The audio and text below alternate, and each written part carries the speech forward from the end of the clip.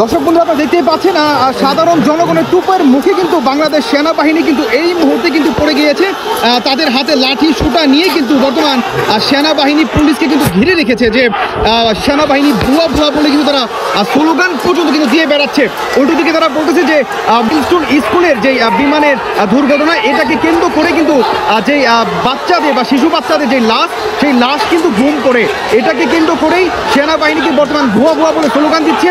উল্টো দিকে ডক্টর ইউনূস সহ উপদেষ্টাদের পদত্যাগের দাবিতে বর্তমান সারা বাংলাদেশে কিন্তু আওয়ামী লীগের শেখ হাসিনা যেভাবে পতন ঘটেছে ঠিক সেম একটি আভাস কিন্তু বর্তমান ছাত্ররা কিন্তু দিচ্ছে। শুধু এটাই না, তার আরও বলা বলি করেছে যে শেখ হাসিনার সরকারই কিন্তু ভালো ছিল, আমরা তাহলে শেখ হাসিনাকে কেন উৎখাত করলাম, আমাদেরকে তাহলে শেখ হাসিনাকে ফিরিয়ে দেন। বর্তমান এই স্লোগান কিংবা সাধারণ শিক্ষার্থীদের মুখে কিন্তু এই স্লোগান পর্যন্ত আমরা দেখতে পাচ্ছি আপনারা এখানে সাধারণ জনতারাকে লাঠিচার্জ করেছে সেনাবাহিনী। উল্টো দিকে সাধারণ জনগণও ক্ষিপ্ত হয়ে গিয়েছে, তারা বলা করেছে যে অন্তর্বর্তীকালে সরকারের পদত্যাগ চাই, আসিফ ভুঁইয়ার পদত্যাগ চাই, আসিফ নজরুলের পদত্যাগ চাই। অনেকের কিন্তু পদত্যাগের দাবিতে বর্তমান ঢাকার রাজপথে কিন্তু ঘেরাও করে আছে সাধারণ শিক্ষার্থীরা। দর্শক আপনি দেখতেই পাচ্ছেন, যদি শিক্ষা উপদেষ্টার পদত্যাগ না করায় আমরা সবাই টাকা তুলে শেখ হাসিনার আবার বাংলাদেশ আনবো। শেখ হাসিনা ভালো ছিল, এই সরকার যদি এই আন্দোলন এই ছাত্র সমাজের দাবি না মেনে নেয় তাহলে কি হলো আমাদের দাবি, কি আমাদের আন্দোলন। আমি 3 দিন টিয়ারশেল খাইয়া বলেছিলাম, আমি জুলাই 89-এ 3 দিন বলেছিলাম টিয়ারশেল খাইয়া।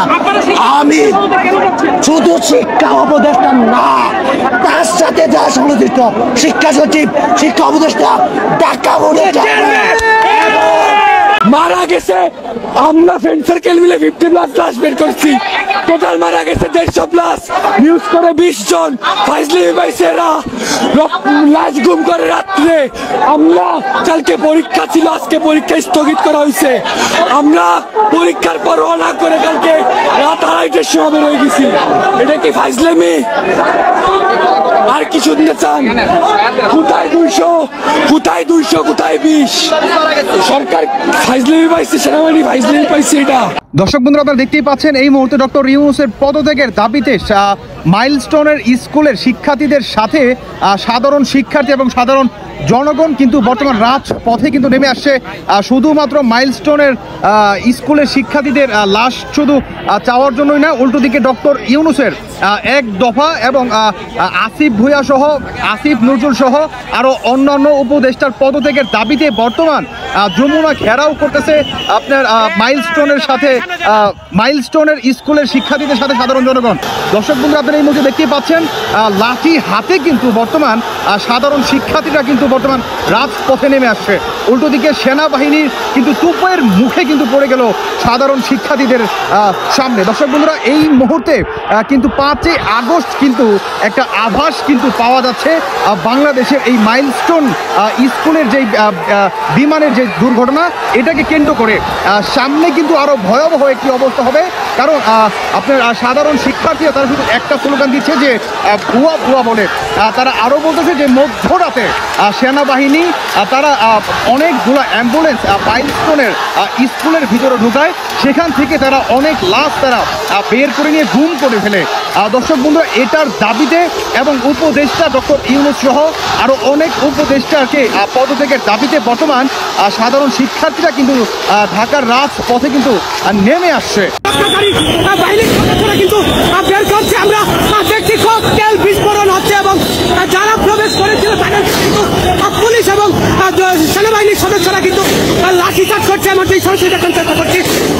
দর্শক দেখছেন টিএসএল এবং সচিবালয়ের ভিতরে যারা প্রবেশ করেছিল তাদেরকে কিন্তু পুলিশের সদস্যরা আমরা দেখছি তাদেরকে প্রতিহত করার জন্য কিন্তু লাঠিচার্জ করছে। যারা ভিতরে প্রবেশ করেছিল আবারও সেই গেট দিয়ে কিন্তু তাদেরকে বের হতে হচ্ছে। দর্শক সচিবালয়ের ভিতরে যারা প্রবেশ করেছিল দেখানোর চেষ্টা করছি সচিবালয় থেকে, সচিবালয়ের যে বর্তমান পরিস্থিতি। দর্শক আমরা দেখছি আইন শৃঙ্খলা রক্ষাকারী বাহিনীর সদস্যরা কিন্তু যারা এখানে প্রবেশ করেছিল, অনুপ্রবেশ করেছিল, গেট ভেঙে ভিতরে প্রবেশ করেছিল তাদেরকে কিন্তু প্রতিহত করছে আইন শৃঙ্খলা রক্ষাকারী বাহিনীর সদস্যরা। দর্শক দেখছেন যে টিএসএল নিক্ষেপ করা হচ্ছে এবং যাদেরকে ভিতরে পাচ্ছে তাদেরকেই কিন্তু প্রতিহত করার চেষ্টা করছে আইন শৃঙ্খলা রক্ষাকারী বাহিনীর সদস্যরা।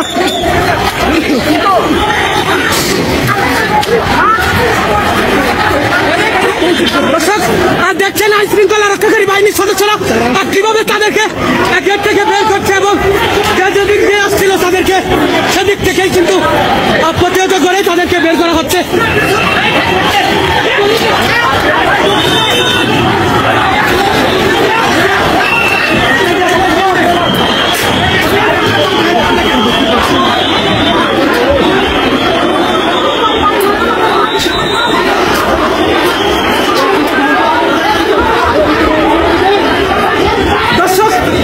সচিবালয়ের ভিতরে আমরা যারা প্রবেশ করেছিল তাদেরকে প্রশাসনের সদস্যরা আমরা দেখছি আইন শৃঙ্খলা রক্ষাকারী বাহিনীর সদস্যরা তাদেরকে প্রতিহত করছে। সচিবালয়ের ভিতরে যারা প্রবেশ করেছিল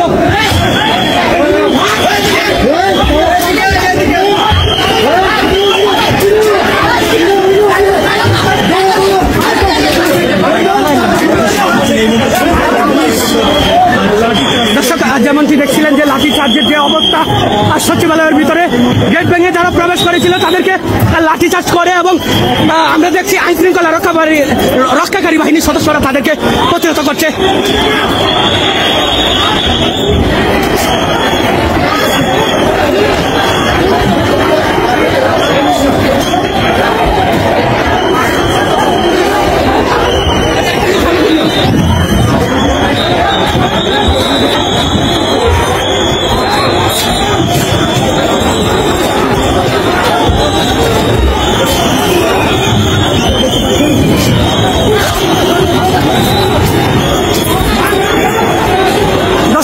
দেখছেন কিভাবে প্রতিহত করা হচ্ছে।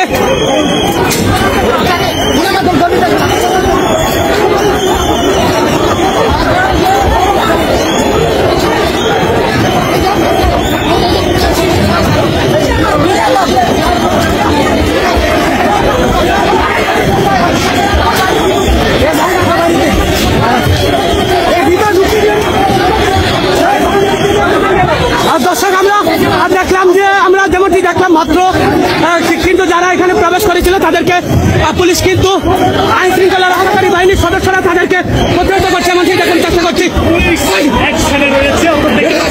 দর্শক আমরা দেখছি যেমনটি পুলিশ এবং সেনাবাহিনীর সদস্যরা কিন্তু আইন শৃঙ্খলা রক্ষাকারী বাহিনীর সদস্যরা যারা ভিতরে প্রবেশ করেছিল তাদেরকে লাঠি চার্জ করে কিন্তু বের করে দেওয়া হয়েছে এমনটি দেখার চেষ্টা করছি।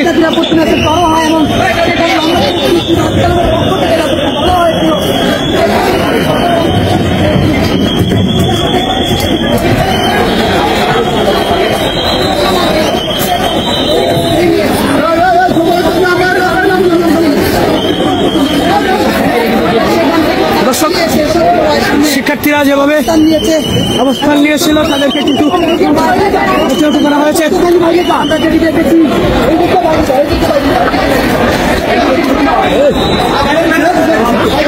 দর্শক দেখছেন শিক্ষার্থীরা কিন্তু অনেকে অসুস্থ হয়ে পড়ে গিয়েছেন।